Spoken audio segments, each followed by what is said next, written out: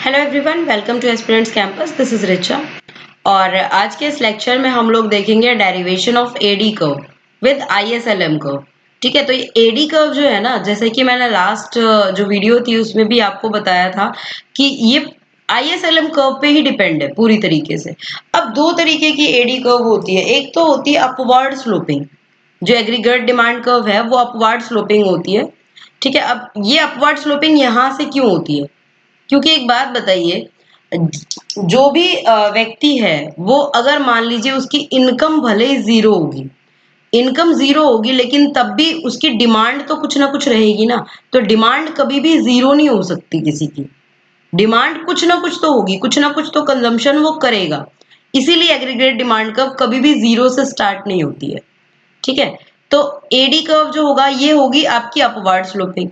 Upward sloping का case क्या होगा? अगर इनकम बढ़ती है, अगर इनकम इंक्रीज होती है तो डिमांड भी इंक्रीज होता है, इनकम डिक्रीज होती है तो डिमांड भी डिक्रीज हो जाता है। तो वो पॉजिटिव रिलेशन वाला ये केस है जिसमें अपवर्ड स्लोपिंग होती है। आपकी अगर इनकम बढ़ेगी तो आप डिमांड को बढ़ा लोगे क्योंकि आपके पास पैसे ज्यादा है। इनकम घटेगी तो डिमांड अपने आप कम हो जाएगी। दूसरा हमारा आता है एडी कर्व, जो होती है डाउनवर्ड स्लोपिंग। ठीक है, डाउनवर्ड स्लोपिंग एडी कर्व वो कब होता है? नेगेटिव रिलेशन केस में।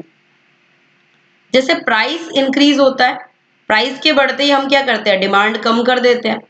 प्राइस के घटते ही हम क्या करते हैं? डिमांड इंक्रीज कर देते हैं। तो ये होता है हमारा नेगेटिव एग्रीगेट डिमांड, यानी कि downward sloping of aggregate demand. तो ये दो टाइप के होते हैं। ठीक है, अब चलिए आगे देखते हैं हम। एग्रीगेट डिमांड कर्व क्या है? Combination of real GDP and price level. Real GDP और प्राइस लेवल के बीच का कॉम्बिनेशन है। ठीक है, it is downward sloping implying these relationship between price level and real GDP। अब ये डाउनवर्ड स्लोपिंग कब होगी? जब प्राइस और रियल जीडीपी के बीच में ये रिलेशन बताती है। ठीक है, ISLM model offers an alternative technique to derive AD curve. ISLM model के थ्रू भी हम एडी कर्व को डिराइव कर सकते हैं, जो इस लेक्चर में हम देखेंगे। जब प्राइस इंक्रीज होती है तो एलएम कर्व को हमने क्या देखा है कि लेफ्ट शिफ्ट होती है। आईएसएलएम जो डेरिवेशंस हमने की है पिछली जो हमारी वीडियोस है उसमें आप आईएसएलएम का एक बार डेरिवेशन देखिए, आपको क्लियर हो जाएगा। वो लेफ्ट शिफ्ट करता है जब प्राइस इंक्रीज होता है, जब प्राइस राइज होता है।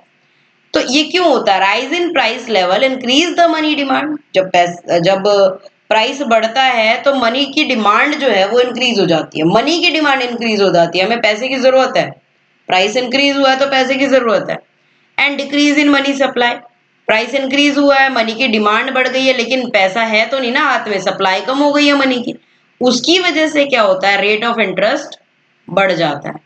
रेट ऑफ इंटरेस्ट बढ़ जाता है यानी कि अगर कोई लोन लेगा ना तो उसको ज्यादा पैसे देने पड़ेंगे लोन के रेट ऑफ इंटरेस्ट के हिसाब से। तो रेट ऑफ इंटरेस्ट इंक्रीज हो जाता है। तो रेट ऑफ इंटरेस्ट जैसे इंक्रीज हो जाता है तो क्या करते हैं लोग? इन्वेस्टमेंट कम कर देते हैं, यानी कि लोन कम कर देते हैं। तो एलएम कर्व शिफ्ट लेफ्टवर्ड, तो एलएम कर्व किधर शिफ्ट हो जाता है? लेफ्ट की तरफ। And falls in price level reduces the money demand. अब प्राइस अगर कम हो गया तो मनी की डिमांड कम हो जाएगी, मनी की सप्लाई बढ़ जाएगी, जिससे कि रेट ऑफ इंटरेस्ट जो होता है वो गिर जाता है और जो कर्व होता है वो राइट की तरफ शिफ्ट हो जाता है। तो इसी को हमको अब डायग्राम में देखना है, डायग्रामेटिकली देखना है। ठीक है, ये डायग्राम आप पहले भी देख चुके हैं, जो आईएसएलएम मॉडल हमने किया है उसमें भी सिंपल। अब इसमें देखिए कि यहाँ पे रेट ऑफ इंटरेस्ट जो है वो इंक्रीज होगा। रेट ऑफ इंटरेस्ट कब इंक्रीज होगा?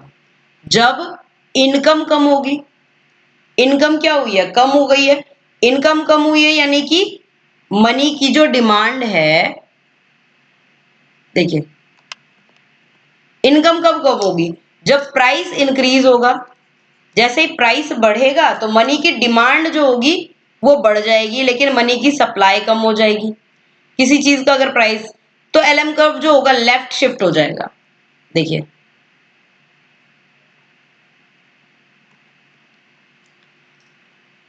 जब रेट ऑफ इंटरेस्ट इंक्रीज होगा, जब रेट ऑफ इंटरेस्ट इंक्रीज होगा इनकम डिक्रीज हो जाएगा। तो एलएम कर्व शिफ्ट कहाँ हो गया? लेफ्ट की तरफ शिफ्ट हो गया है। लेफ्ट शिफ्ट हो गया है, इक्विलिब्रियम लेवल जो एलएम कर्व का वो किधर शिफ्ट हुआ है, लेफ्टवर्ड। जब रेट ऑफ इंटरेस्ट जो होगा डिक्रीज होगा, रेट ऑफ इंटरेस्ट डिक्रीज हुआ है तो इनकम बढ़ जाएगी, इनकम बढ़ेगी तो एलएम कर्व राइट में शिफ्ट हो जाएगा। यानी कि ये जो है ये आईएस कर्व है डाउनवर्ड स्लोपिंग, और ये अपवर्ड स्लोपिंग जो है एलएम कर्व है। जहां पे आईएस एलएम कर्व मिलते हैं, इंटरसेक्ट करते हैं, उस पॉइंट को हम इक्विलिब्रियम पॉइंट कहेंगे। ठीक है, तो यहाँ पे इनकम जो है वो इंक्रीज या डिक्रीज जैसे भी होगा उसी पे डिपेंड करेगा हमारा एग्रीग्रेट डिमांड कर्व। ठीक है, एग्रीग्रेट डिमांड कर्व कैसे, देखिए प्राइस बढ़ा, रेट ऑफ इंटरेस्ट बढ़ गया, इनकम कम हो गई, इनकम कम है भाई, प्राइस बढ़ गया है तो रेट ऑफ इंटरेस्ट बढ़ेगा, मनी की डिमांड क्या हो जाएगी, मनी की डिमांड बढ़ जाएगी ना, क्योंकि प्राइस इंक्रीज हुआ है। प्राइस के इंक्रीज होते ही मनी की डिमांड बढ़ जाएगी, लेकिन मनी की सप्लाई कम हो गई है, मनी की सप्लाई कम हो गई है तो रेट ऑफ इंटरेस्ट बढ़ गया है। अब रेट ऑफ इंटरेस्ट बढ़ गया तो इन्वेस्टमेंट कम हो जाएगा, इन्वेस्टमेंट जैसे ही कम होगा तो इनकम कम हो जाएगी, इनकम कम हो गई क्योंकि इन्वेस्ट भी नहीं हो पा रहा है, इन्वेस्ट होगा कहीं पे तभी तो इनकम आएगी, लेकिन इन्वेस्ट नहीं हुआ है तो क्या इनकम कहां से आएगी, तो एलएम कर्व लेफ्ट शिफ्ट हो जाएगा।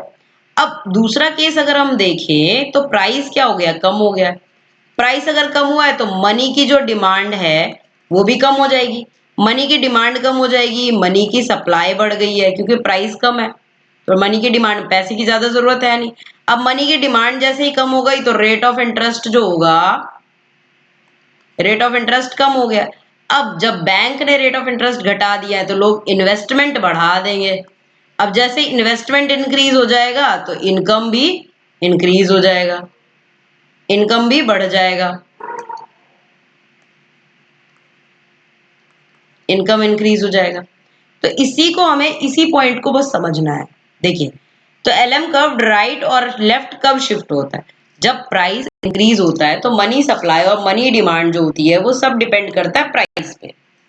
ठीक है, प्राइस इंक्रीज होगा तो मनी का डिमांड इंक्रीज हो जाएगा क्योंकि भाई पैसा चाहिए, अब पैसे रेट बढ़ गए हैं, पैसा चाहिए, डिमांड तो हम पूरा तब कर पाएंगे ना जब पैसे की डिमांड होगी हमारे पास, तो मनी की डिमांड बढ़ गई है, लेकिन मार्केट में क्या है, मनी की सप्लाई कम है तो एलएम कर्व लेफ्ट शिफ्ट करेगा, क्योंकि जैसे मार्केट में सप्लाई कम है तो रेट ऑफ इंटरेस्ट बढ़ा दिया, सप्लाई कम है मार्केट में तो रेट ऑफ इंटरेस्ट इंक्रीज कर दिया जिससे कि बैंक के पास पैसा आ सके, तो लोन क्या, लोग लोन कम लेना शुरू कर देंगे, लोग लोन कम लेंगे तो इन्वेस्टमेंट कम होगी, इन्वेस्टमेंट कम होगी तो इनकम कम हो जाएगी।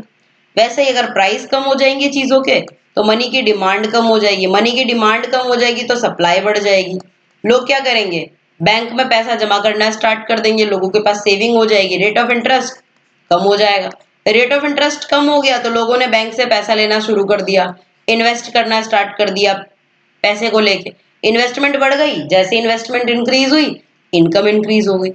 तो यही था आईएसएलएम मॉडल के बेसिस पे एग्रीगेट डिमांड कर्व की डेरिवेशन। ठीक है, आई होप आप लोगों को क्लियर हो गया होगा। If you like the video then do subscribe the channel for more video updates. Thank you so much.